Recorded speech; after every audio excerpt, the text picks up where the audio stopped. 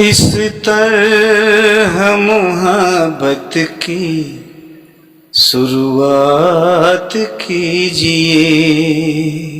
एक बार अकेले में, एक बार अकेले में मुलाकात कीजिए।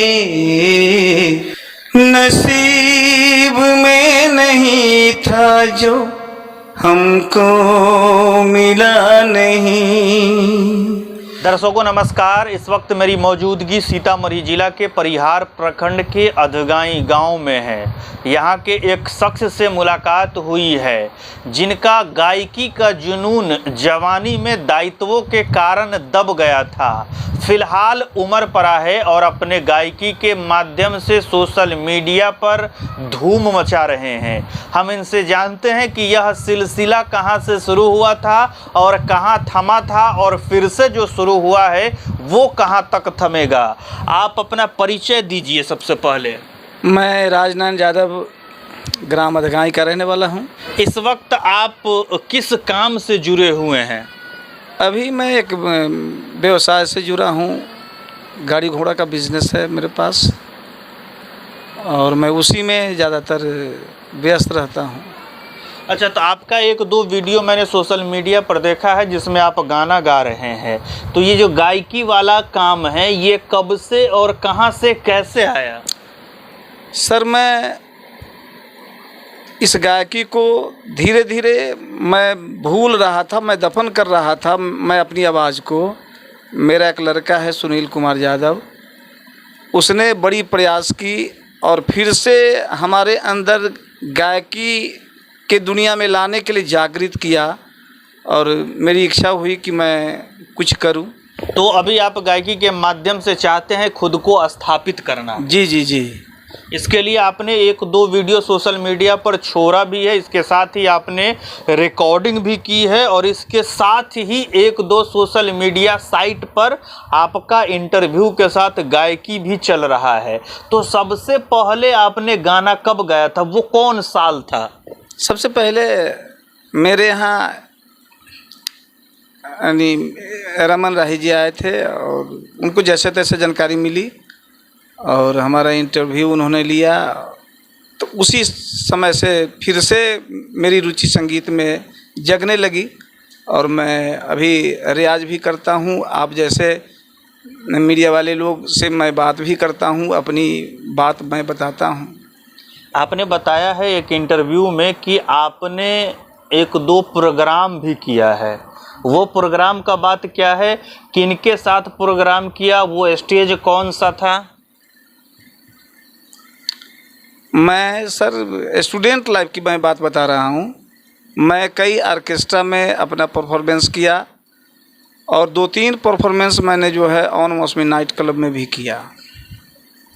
तो ऑन मौसमी नाइट में सिंगिंग करने के बाद भी आपका सिलसिला कंटिन्यू क्यों नहीं हो पाया? मैं देहात का रहने वाला हूँ, उस समय वैसी इतनी व्यवस्था नहीं थी और मेरी रुचि भी धीरे धीरे कमती गई। घर का दायित्व तो बढ़ा, घर के दायित्व के बोझ तले मैं दबता गया। यही कारण है कि मैं आगे नहीं पहुँच पाया। मेरी आवाज़ ऑडियंस तक नहीं पहुँच पाई। चलिए अब आप हमको गाना सुनाइए।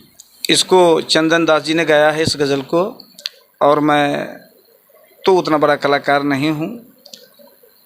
जहाँ तक मेरी अपनी आवाज़ है मैं अपने अंदाज में गाता हूँ इसको। इस तरह मोहब्बत की शुरुआत कीजिए। इस तरह मोहब्बत की शुरुआत कीजिए। एक बार अकेले में, एक बार अकेले में मुलाकात कीजिए। इस तरह मोहब्बत की शुरुआत कीजिए। आवाज सर अभी फंस रही है। अभी आप हमें कोई और दूसरा गाना सुनाइए जिसको आप सबसे ज़्यादा गाते हैं, वही सुनाइए। शिकवा नहीं किसी से गिला नहीं, शिकवा नहीं किसी से गिला नहीं, नसीब में नहीं था जो हमको मिला नहीं, नसीब में नहीं था जो हमको मिला नहीं, शिकवा नहीं किसी